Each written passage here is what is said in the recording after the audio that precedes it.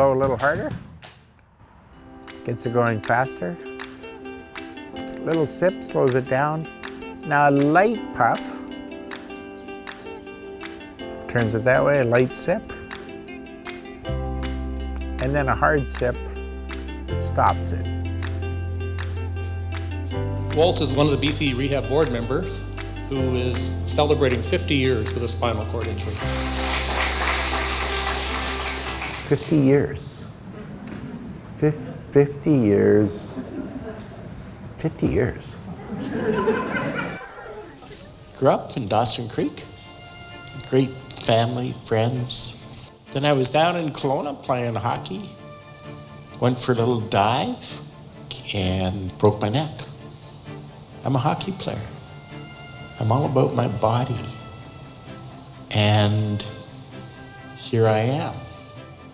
I'm a person that can't move.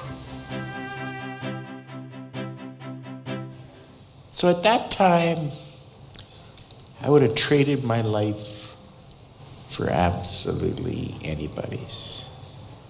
It was a deep, dark pit of a hole. Lots of emotions going on. Not being able to move, not being able to breathe, not being able to talk. I remember the doc saying I probably would never be able to breathe independently. I needed the availability of breathing assistance all the time. So Walt is the only person I know who has lived with a spinal cord injury for 5 decades, being on a ventilator. I think it's like 70% of people with C5 or above injuries will need some form of ventilation. At that time, it was the polio ward I was on. So I guess that's what you do with a high lesion, spinal cord injured kid. This might be permanent, especially when I saw those iron lungs. So I learned much dependency in Pearson because there wasn't a home care at those times. We've come such a long way. My parents, when I think back, they were so there. I would go home for 2 months every summer, a couple weeks every Christmas. I was always included. When I devalued myself, other people didn't. They valued me just by being there.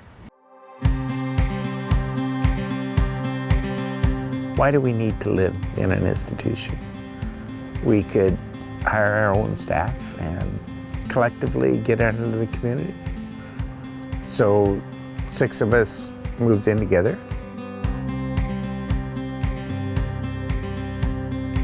People were not living independently in any community on a ventilator. No. So it was just kind of this crazy idea. I was so impressed that each of you co-chaired one of the committees, and people wanted to participate in the project. And so that we were very blessed, like Neil Squire Foundation, Kinsman, they were so critical because we needed emergency call systems. Being able to use your phone independently. Right. Being able to turn the TV on and off.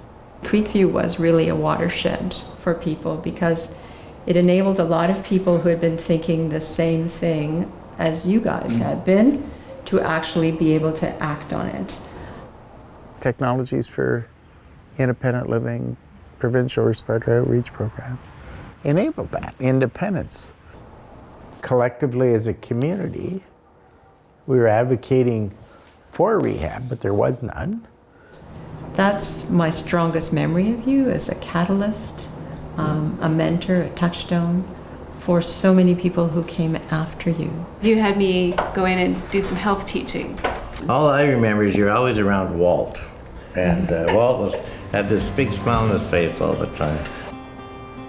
If I hadn't moved into our own suite down on False Creek, I certainly couldn't have entertained getting married. Wow, scary moving out of Pearson, then scary moving out of Creekview. really scared getting married.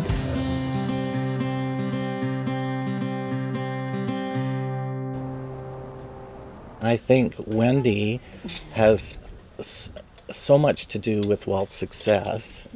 My dear wife is the foundation that keeps things together.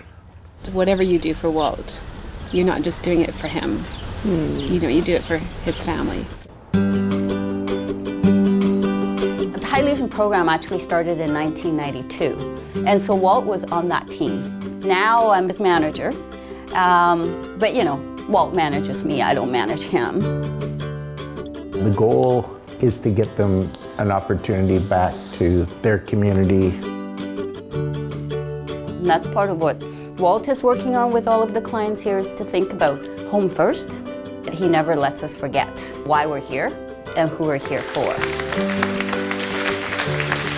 In the first few days of being here, Walt came into my room, and I just remember thinking, like, who is this guy? And, you know, what the hell is he driving that crazy wheelchair with his mouth? And I didn't know anything about being a quadriplegic. I could tell that Walt was actually a happy man, and I thought, well, if he can do it, maybe I can too. He managed somehow to become able to breathe independently off the ventilator despite a high cervical injury. So the fact that he has now lived 50 years post-injury says a lot about his drive and determination. The white straw, the sip on it opens my back door. Walt has lived that whole continuum from residential care, an institution like Pearson, to the shared care at Creekview, to living independently with supports in the community. He has lived it all. He's got a phenomenal legacy. The spinal cord program would not be the same if it wasn't for him. Come here, Pop. It's amazing. I could fill BC Place with all the people that have contributed to my life. A little smile, with a kind word, from a deep, dark pit, where I would have traded my life for anybody's, to 50 years later, I would not trade my life for anybody's. Married, 2 wonderful kids, love where I work. How much better does it get?